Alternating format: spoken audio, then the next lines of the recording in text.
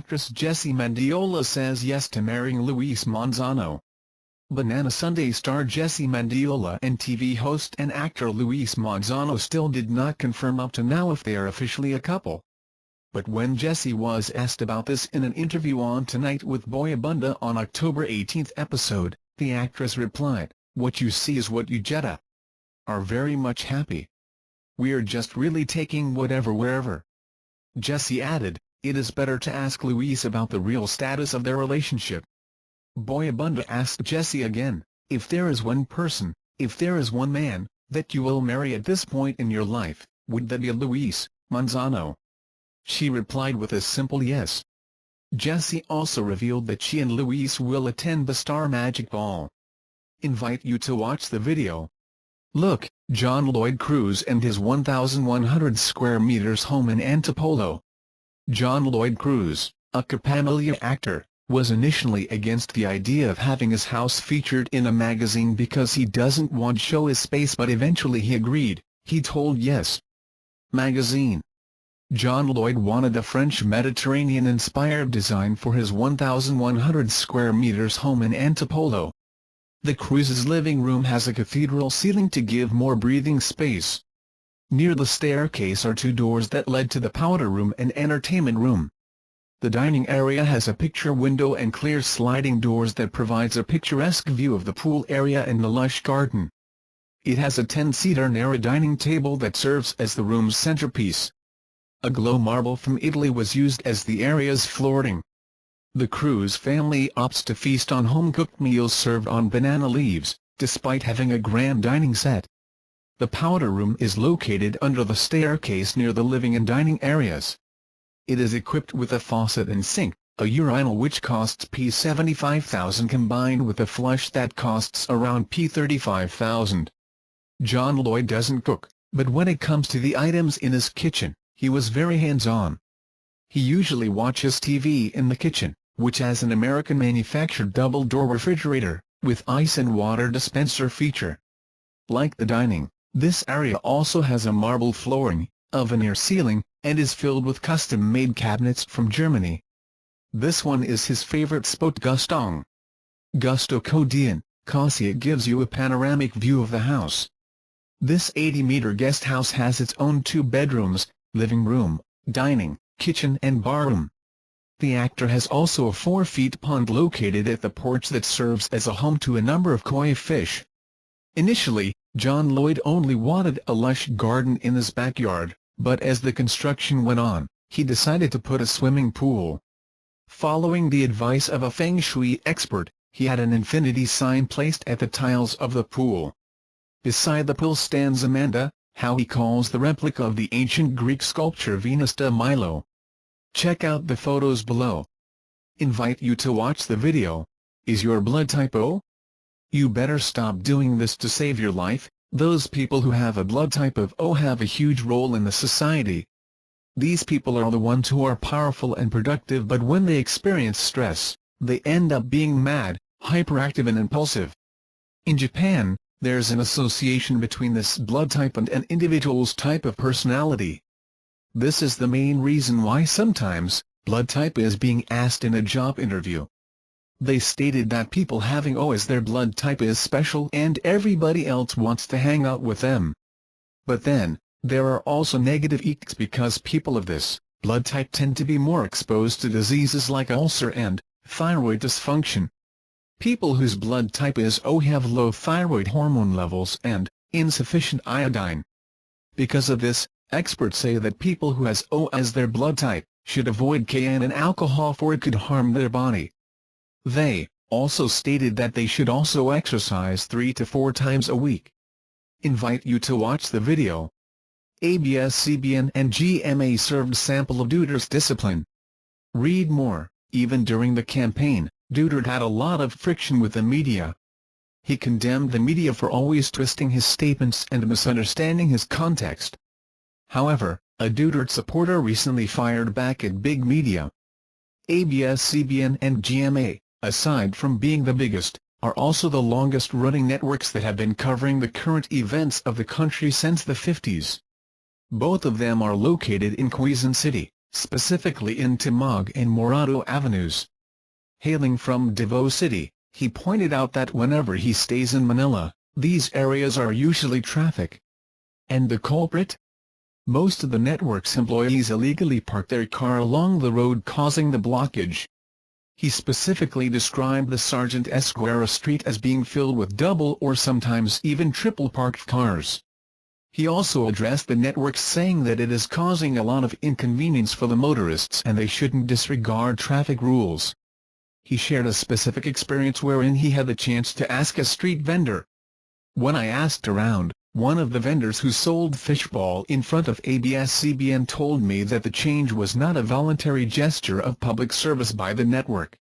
They were actually forced to comply only after a whole fleet of tow trucks descended on the area like a fleet of locusts and started hauling the illegally parked vehicles away. The Duterte supporter then concluded that even big networks should be firm in implementing discipline within their own organizations. Invite you to watch the video. Fact check: Trump's bogus voter fraud claims. Donald Trump is citing unsubstantiated urban myths and a contested academic study to paint a false narrative about rampant voter fraud in the U.S. and the likelihood of a rigged election. Trump claimed people that have died 10 years ago are still voting, citing a report that found 1.8 million deceased people remain on voter registration rolls. But the report did not find evidence of wrongdoing, and numerous studies have found such voter fraud is virtually non-existent. Trump claimed there is a massive problem with illegal immigrants who are voting, citing research by Old Dominion professors who say non-citizen voters may have benefited Democrats in 2008. But a Harvard professor who manages the data used in the Old Dominion study said the data was misused and the study's conclusions are wrong. Finally, Trump broadly claimed that voter fraud is very, very common, and he has called for poll watchers to look for people impersonating voters or voting numerous times. However, numerous academic studies and government inquiries have found in-person voter fraud to be rare. For weeks, Trump has been warning about rigged elections. He urged his supporters in Ambridge, Pennsylvania, on October 10 to monitor polls and watch other communities, because we don't want this election stolen from us. In a speech in Wisconsin on October 17, Trump provided some detail and purported evidence to back up his claims about the prevalence of voter fraud, particularly by non-citizens and people casting ballots on behalf of deceased voters. But we found that his evidence is lacking. Dead people. One of Trump's principal claims of voter fraud is that dead people are voting in large numbers. People that have died 10 years ago are still voting, Trump said in his Wisconsin speech. Later, Trump cited a Pew Charitable Trust report as evidence of dead people voting in large numbers. But that's not what the report says. The following information comes straight from Pew Research, quote, approximately 24 million people, 1 out of every 8, voter registrations in the United States are no longer valid or significantly inaccurate. 1 in 8, Trump said. More than 1.8 million deceased individuals, right now, are listed as voters. Oh, that's wonderful. Well, if they're gonna vote for me, we'll think about it, right? Trump joked. But I have a feeling they're not gonna vote for me. Of the 1.8 million, 1.8 million is voting for someone else. Trump accurately quoted from the report, inaccurate, costly and inefficient, evidence that America's voter registration system needs an upgrade. But the report did not allege the 1.8 million deceased people actually voted. Rather, Pew said that it is evidence of the need to upgrade voter registration systems. In fact, researchers say voter fraud involving ballots cast on behalf of deceased voters is rare. This issue of dead people voting is just not substantiated, said Lorraine Mennite, a professor at Rutgers University and author of The Myth of Voter Fraud. The Help America Vote Act of 2002 encouraged states to improve the accuracy of their registration lists and to audit their election results. As a result, Mennite told us in a phone interview, a number of states compared their voter lists to the Social Security Death Index, and in some cases they turned up hundreds or even thousands of apparent instances of dead people voting. But with a bit of digging, Almost all of those turned out to be due to clerical errors or as a result of people who legally voted via absentee ballots or the early voting process but later died before Election Day, Midnight said. For example, in 2012 South Carolina's Attorney General notified the U.S. Department of Justice of potential voter fraud after finding 953 ballots cast in the 2010 election by voters listed as deceased, in some cases as long as 6 years. The finding ran in the Augusta Chronicle at the time in an Associated Press story under a headline, "South Carolina Attorney General Informs Justice Department of Voter Fraud." But a subsequent review by the State Election Commission found no evidence of fraud and that mostly the cases were clerical errors. In a letter to the Attorney General, the executive director of the State Election Commission wrote that it only had the resources to investigate 207 cases from the most recent 2010 election. Of those cases, it found 106 cases were the result of clerical errors by poll managers. 56 cases were the result of bad data matching, meaning that the person in question was not actually dead. 32 cases were voter participation errors, including stray marks on lists erroneously indicting they had voted. 3 cases were absentee ballots issued to registered voters who cast ballots and later died before Election Day. And 10 cases contained insufficient information in the record to make a determination. Cases of people actually voting fraudulently on behalf of deceased people are rare, though isolated examples have occurred, Midnight said. There are a handful of known cases in which documentation shows that votes have been cast in the names of voters who have died before the vote was submitted, wrote Justin Levitt in a 2007 report, The Truth About Voter Fraud, for the Brennan Center for Justice. It is far more common, however, to see unfounded allegations of epidemic voting from beyond the grave. Much of the misinformation about dead people voting is due to flawed matches from one place, death records, to another, voter rolls, Levitt found. Levitt explored 5 reports of widespread fraud regarding dead voters and found all of them were unfounded or greatly exaggerated.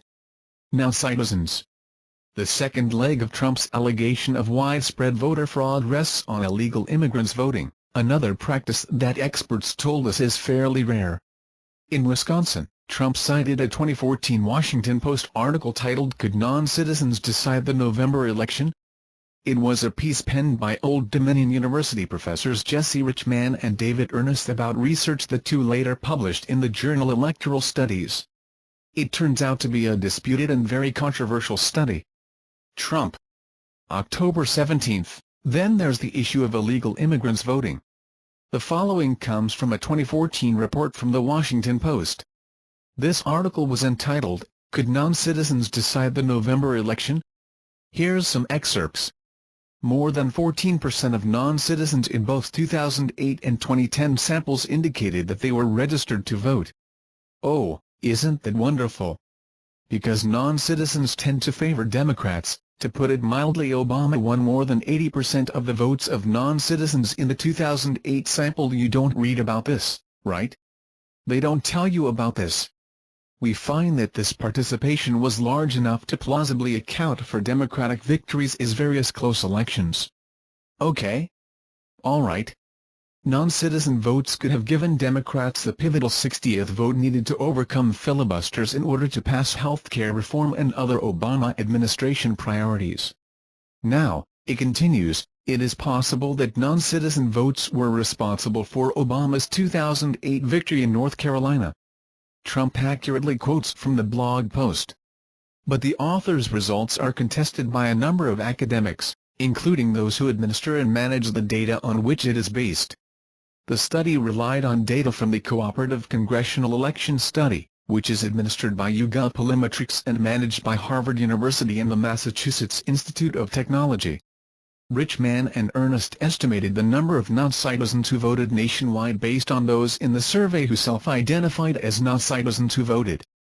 Our best guess, based upon extrapolations from the portion of the sample with the verified vote, is that 6.4% of non-citizens voted in 2008 and 2.2% of non-citizens voted in 2010, Richman and Ernest wrote in the Post. In a blistering rebuke of that study, The managers of the database on which the article by Richman and Ernest was based wrote in electoral studies that measurement errors in the survey led to a biased estimate of the rate at which non-citizens voted in recent elections. The results, we show, are completely accounted for by very low-frequency measurement error. Further, the likely percent of non-citizen voters in recent U.S. elections is 0. Their finding is entirely due to measurement error. One of the authors, Stephen Anslabahir of Harvard and the principal investigator of CCS, wrote to us in an email. Measurement errors happen. People accidentally check the wrong box in surveys. The rate of such errors in the CCS is very small, but such errors do happen. And when they do happen on a question such as citizenship, researchers can easily draw the wrong inference about voting behaviors. Richman and Ernest extrapolate from a handful of wrongfully classified cases, of non-citizens. How do the database managers know? Anslabahir explained, we asked people in successive years their citizenship. That minimizes the error. Upon doing so we find no instances of voting among people stating consistently that they are non-citizens. The CCES conducts a panel, repeated interviews of people asking the same questions, and vote validation, Anslabahir said. We found that none of the 85 individuals in the 2010 to 2012 panel survey who indicated that they were non-citizens in 2010 and again in 2012 in fact voted. The Richman and Ernest study is an incorrect use of the survey that we manage, and a false claim of evidence of non-citizen voting. It's a dangerous, stray false fact. We reached out to Richman, who told us that he and Ernest stand by our study, but we encourage people to read the critiques too. Richman said Anslabahir's figures were off, and that there was one individual in 2012 who identified as a non-citizen in both 2010 and 2012 and also cast a validated vote in 2012.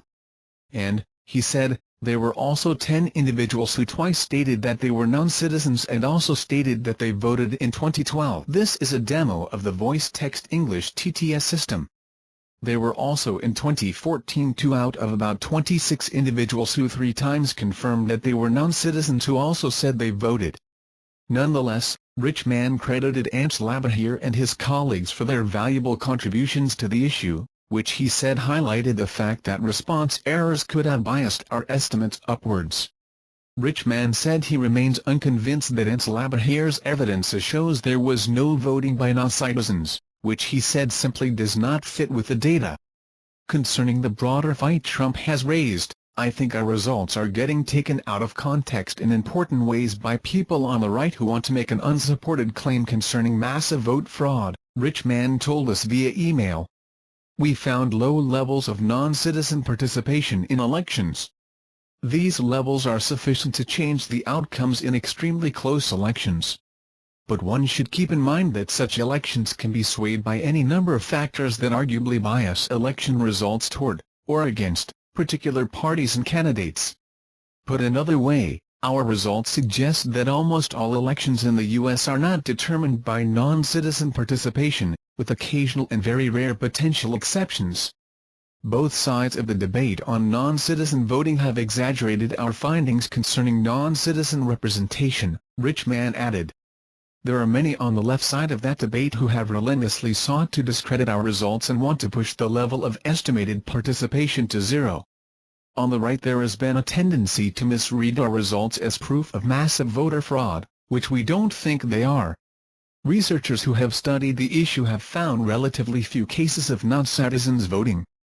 That's not to say it never happens. It has. A 2015 report from the Conservative Heritage Foundation documented less than a dozen individual cases of non-citizens convicted of registering or actually voting since 2000. And in Texas, a city councilwoman was sentenced in 2007 to 5 years in prison for registering non-citizens to vote. But such cases are rare, experts told us. Sarah Pierce, an associate policy analyst with the Migration Policy Institute, said there's very little evidence of it, in part because the disincentives are enormous. It is an illegal offense for an unauthorized immigrant to vote, a deportable offense that makes a person permanently inadmissible for return to the U.S., she said. Is voter fraud common? Trump argued that as a result of dead people and non-citizens voting, voter fraud is very, very common. It isn't, according to numerous researchers who have studied the issue, including the Old Dominion professor whose work is cited by Trump. October 17. They even want to try to rig the election at the polling booths. And believe me, there's a lot going on. Do you ever hear these people? They say there's nothing going on. People that have died 10 years ago are still voting. Illegal immigrants are voting. I mean, where are the street smarts of some of these politicians? So many cities are corrupt, and voter fraud is very, very common. To be sure, voter fraud happens. After the 1982 election, in Chicago, 62 people, most of them precinct captains, were indicted by a grand jury for stuffing ballot boxes and buying votes, including a scheme in which they would identify registered voters not voting on election day and forge ballots in their name. But in a speech in Mannheim, Pennsylvania, on October 1, Trump urged his supporters to watch your polling booths because I hear too many stories about Pennsylvania, certain areas. We can't lose an election because of, you know what I'm talking about. On October 10 in Ambridge, Pennsylvania, he asked supporters to watch other communities, because we don't want this election stolen from us. That suggests a problem with what voting experts call voter impersonation. In an interview on CNN's State of the Union on October 16, former New York Mayor Rudy Giuliani, a Trump surrogate, talked about busloads of people voting numerous times in some big cities. He also quipped that dead people generally vote for Democrats, rather than Republicans. We have people who cheat in elections, Giuliani said, particularly in inner cities controlled largely by Democrats. And on CNN on October 17, Representative Steve King, a Trump backer, insisted, there is significant evidence out there that there is voter fraud. But is there? Many election experts say the kind of voter fraud Trump is talking about, voter impersonation, is extremely rare, and not enough to tip even a close presidential election. And there is plenty of research to back that up. The best facts we can gather to assess the magnitude of the alleged problem of voter fraud show that, although millions of people cast ballots every year, almost no one knowingly and willfully casts an illegal vote in the United States today, Lorraine Mennite writes in her book, The Myth of Voter Fraud. Allegations of busloads of people going from polling place to polling place, such as Giuliani described, is a common urban myth, Mennite said. She has heard tales of busloads of college students coming into New Hampshire to vote, and about busloads of Mexicans from Oklahoma voting in Kansas. And in every case, including Giuliani's, she said, there is no evidence for them. These sort of fictions about busloads of people, you hear about it a lot on the right, Mennite said. It is just very unlikely. Think about how and why it would happen. It makes no sense. You'd have to know the person you were impersonating hadn't voted yet, and that the person at the poll doesn't know that person, she said. And in a busload of people, you'd have to count on every one of them keeping quiet. And for what? What is the benefit of it? Mennite said. There is very little payoff with the potential for a felony conviction. And in the case of immigrants in the country illegally, the risk of permanent deportation. A December 2006 report by the U.S. Election Assistance Commission interviewed more than 24 researchers and experts on voter fraud and intimidation, including Mennite. That report concluded that impersonation of voters is probably the least frequent type of fraud because it is the most likely type of fraud to be discovered. There are stiff penalties associated with this type of fraud, and it is an inefficient method of influencing an election.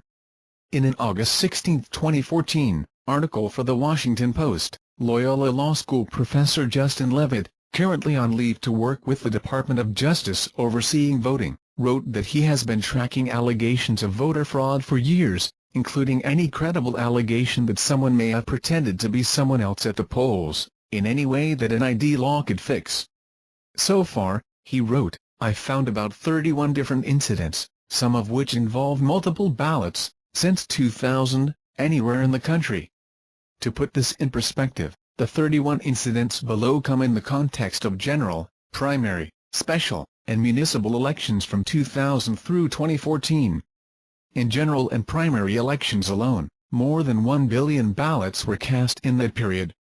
In 2012, a team of students led by the Walter Cronkite School of Journalism and Mass Communication at Arizona State University analyzed 2,068 alleged election fraud cases since 2000 and concluded that while fraud has occurred, the rate is infinitesimal, and in-person voter impersonation on Election Day, which prompted 37 state legislatures to enact or consider tough voter ID laws, is virtually non-existent. In October 2002, the Justice Department in the George W. Bush administration introduced the Ballot Access and Voting Integrity Initiative, which was charged, in part, with targeting voter fraud. But as Washington Post columnist Harold Meyerson pointed out in 2007, the efforts between October 2002 and September 2005 resulted in just 38 cases being brought nationally, and of those, 14 ended in dismissals or acquittals, 11 in guilty pleas, and 13 in convictions. Wrote Meyerson, though a Justice Department manual on election crimes states that these cases may present an easier means of obtaining convictions than do other forms of public corruption, federal attorneys have failed to rack up those convictions, for the simple reason that incidents of fraud have been few and far between. We reached out to several other voting fraud experts for input on the claims made by Trump and his surrogates about voter fraud. These allegations are false. Fraud almost never takes place through in-person voting, and certainly not enough to swing an election. Heather Gerken, a professor of law at Yale Law School and an election law expert, told us via email. Gerken, who is a senior legal advisor to the Obama campaigns in 2008 and 2012, added, "There have been astonishingly few examples, and with good reason. It is far easier to steal an election by bribing an election official or mail-in absentee voting." Unsurprisingly, all the evidence of serious fraud concerns the latter sort. And Nathaniel Persily, a professor of law at Stanford University who worked on a bipartisan presidential commission formed after the 2012 election to address the issue of long lines at polling places, told us, "There is very little voter fraud. There is virtually no voter impersonation fraud. Where there is fraud, it is usually done at the wholesale rather than retail level, usually with absentee or mail ballots." Richard L. Hasen, a professor of law and political science at the University of California, Irvine School of Law, and author of The Voting Wars, referred us to a piece he published on the subject on Slate on October 17, which ran under the headline "Voter Fraud: It would be literally insane to try to steal an election in the way Donald Trump is alleging." The truth is, though, that not only does zero evidence exist that this sort of fraud has taken place on any regular basis, but multiple voting simply cannot happen in any practical sense on a scale to influence a presidential election. Hasen wrote, "This version is strictly for demonstration purposes only. Please contact our sales support team in order to obtain a valid license for commercial use. To vote 5, 10, or 15 times one would have to either register 5, 10, or 15 times in different jurisdictions or with false names, or go 5, 10, or 15 times to polling places claiming to be someone else whose name is on the voter rolls, in the hopes that this person has not already voted and you would not get caught. And to do this on a scale for a presidential election, in a place such as Pennsylvania with millions of voters, you would need to pay tens of thousands of people, all without any way of verifying how they voted." Hasen writes that in researching his 2012 book, The Voting Wars, he could not find a single instance anywhere in the U.S. from the 1980s onward where massive impersonation fraud was used to try to steal an election. Midnight said Trump is simply tapping into popular ideas about elections being rigged and corruption. "They may seem believable," she said, "but upon closer inspection, most of the claims of widespread voter fraud fall apart. Mostly," she said, "it's fallacy." Count Trump's campaign manager, Kellyanne Conway, among those unconvinced about widespread voter fraud. Conway said that while, in the past, there have been reports here and there about people voting a couple different times and places, she does not believe widespread voter fraud will mar the upcoming election. "No, I do not believe that," Conway said on MSNBC. "So absent overwhelming evidence that there is, it would not be for me to say that there is." Thank you for watching videos. You remember the likes and comments below, thanks.